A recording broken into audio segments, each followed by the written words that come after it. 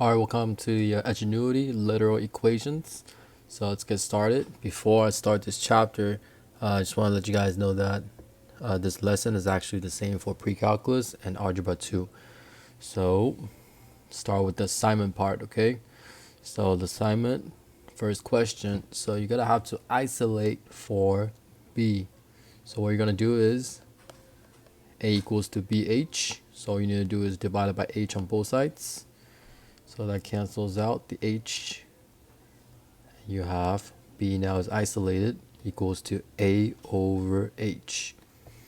For the next one, A equals to H times B1 plus B2 over 2. So first thing you want to do is you multiply by 2 on both sides. So that cancels out the 2's. So you have 2A equals to H times B1 plus B2. Next thing you want to do, you want to divide it by H. So cancel out the H. So you have 2A over H, which equals to B1 plus B2. We're trying to isolate the B1 right here. So you want to subtract B2. So that's going to be your answer right here. For this one, that's going to be 2A over H minus B2. Forgot to talk about the first one. It's A over H. So it's going to be this one right here.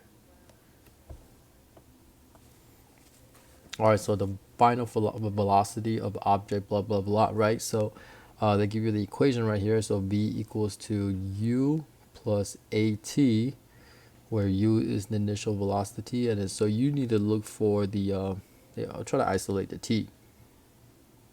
So what you need to do is subtract U on both sides. So you're going to get V minus U, which equals to, let's cancel, AT.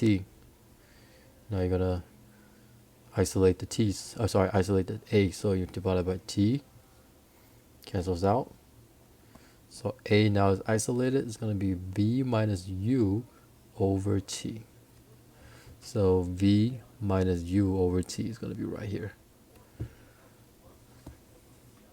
So we're going to solve for x. So ax squared plus c. So first thing we want to do is to subtract c on both sides. You get y minus c equals to ax squared. Okay, divided by a on both sides. So you have x squared equals to y minus c over a. Now you want to take the square root on both sides. If you take the square root on the one with the variable, the other one is going to become plus minus. Okay, so x is equal to positive and negative square root of y minus c over a. So this one right here. Okay, so you want to solve for w. So 2x minus 1 over y equals to w plus 2 over 2z. Okay, so you have to multiply by 2z on both sides. Okay, so that gives you, cancel out the 2z's. So you have w plus 2 is equal to 2z times 2x minus 1 over y. Okay, one last step we need to do is subtract 2 on both sides. So w equals to 2z times 2x minus 1 over y minus 2. Okay, it looks like you have to multiply distribute the 2z to 2x and negative 1. So that will equal to, let's rewrite this one right here. So that'll be 4xz minus 2z. Okay, so for xz minus 2z, and then there's a minus 2 in the end. So the choice you're going to use, oops, all right, choice is going to use is right here. Okay. All right, so shown below are the steps the students solve, blah, blah, blah. So which one is the one that the student did it incorrectly? So if you look at A equals to P times 1 plus RT to the next step, P plus RT, you can see that the mistake is coming from, okay, so you distribute the P to 1, that gives you P. But if you distribute to RT, it should be PRT. Okay, look at this right here. It doesn't have the P. Okay, so that's where the mistake is, missing a P. Okay, so the student did not distribute properly to get PRT. All right, so that's just basically what you're gonna tell what you did to go from this equation to isolate the m. So t equals to 2 pi square root of m over k. First thing you want to do is that you want to divide it by 2 pi on both sides. Okay, so that was something that you're gonna have to do. All right, so next, t over 2 pi is equal to square root of m over k. Next thing you want to do is you want to square both sides. Okay, so you're going to square both sides.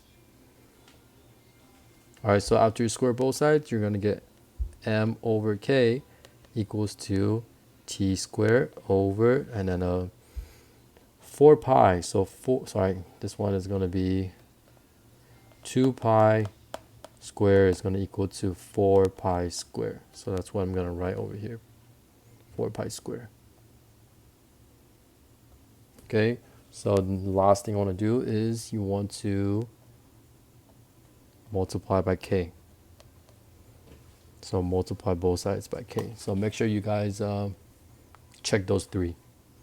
Okay, so that's going to help you to isolate the m, which equals to k t squared over 4 pi square.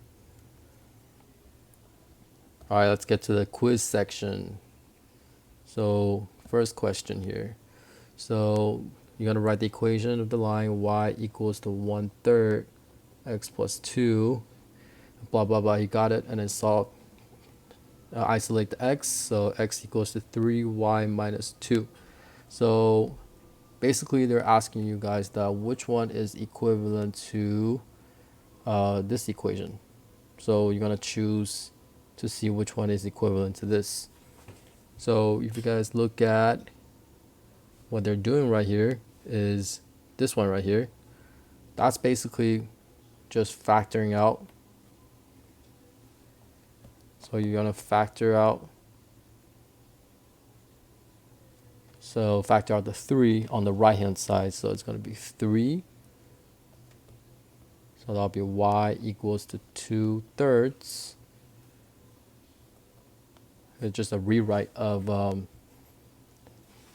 the second equation. Okay, so you're going to choose that one. All right, so the selling price, S. So this is the equation to give you. S equals to C plus MC, where the C cost is the cost of the item and M is the percent markup based on the cost. So how do you isolate for M? First thing you want to do, subtract C on both sides. So S minus C equals to MC. Okay, next thing you want to do, divide it by C because we're trying to isolate for M. Okay, cancel. You got M equals to S minus C over C. So S minus C over C, that's going to be the first one. All right, so the formula for the nth term, blah, blah. Okay, so n a sub n equals to a sub 1 plus m minus 1 and then d. Okay, so which one is equivalent to this? Right now, if you guys look at it, all we're trying to do is to isolate the n's. Okay, so first thing I want to do, subtract a sub 1 on both sides. So that gives you a sub n minus a sub 1 equals to m minus 1 times d. So next thing you want to do is you want to divide it by d on both sides. Okay, that cancels out. So m minus 1 equals to a sub n minus a sub 1 over d. All you need to do is add 1 on both sides, then you're good. Okay, so which one is that? Okay, so plus 1, they don't have any choices that's plus 1, so you just have to look at what other options. So plus 1 basically is saying plus d over d. So if you combine them, so n is going to equal to a sub n minus a sub 1 plus d. When you combine the fractions, denominator stays the same. Okay, so it's going to be option number 4. All right, so the area of a sector of a circle is a equals to pi r squared s over 360. Okay, so you want to try to isolate for s. First thing you want to do is you multiply 360 on both sides. Okay, that cancels out the 360, so you got 360a equals to pi r squared s. Okay, so you try to isolate for s, just gonna divide it by whatever that you don't want from the right hand side. Okay, so now my s is isolated. It's gonna be 360a over pi r squared. So there we go, right here. All right, so this is a very interesting one because they give you a bunch of steps, and I start with the original equation, and then they square root the square root both sides. Okay, so if you square root both sides, technically it needs to be the whole thing. Okay, so it's going to be positive minus. So this side is good. The biggest problem, I'm going to use a different color right here, is why they're only square rooting the v square. Because I told you guys that if you square root both sides, you gotta have to square root the whole thing. Okay, that's the square root property. So the square root property should have applied on both complete sides of the equation instead of the select variables. You can't just go like, I just want to square root the v square. You can't do that. Okay, square root the whole thing. So that's going to be the answer right here. All right, so that's it for this lesson. I wish you guys good luck on the assignments and the quizzes. Peace.